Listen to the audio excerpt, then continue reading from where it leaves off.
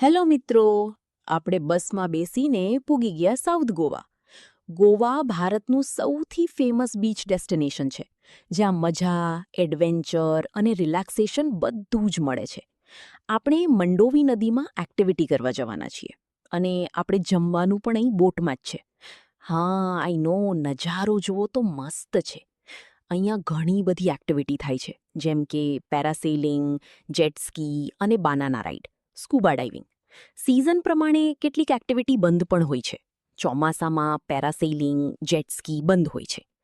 હવે આપણે ટ્રાય કરવા જઈ રહ્યા છીએ ઘણી બધી એક્ટિવિટી. જો, અમે બોટમાં તો આવી ગયા અને સૌથી પહેલાં અમને બે ટોકન આપી બધાને.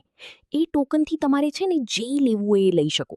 સોડા લેવી હોય તો સોડા, દારૂ, વિસ્કી અને તમને 2 બોટલ મળે. બાકી જો તમે પૈસેથી લઉં તો અહીંયા બહુ ભાવ લેતા હતા. 20 વાળી સોડા લઉં તો પણ એક ટોકન વપરાય અને 100 વાળી દારૂની બોટલ લો તો પણ એક જ ટોકન વપરાય. એમાં નુકસાન તો આપણે જ હતું, કેમ કે આપણે દારૂ પીતા નથી એટલે.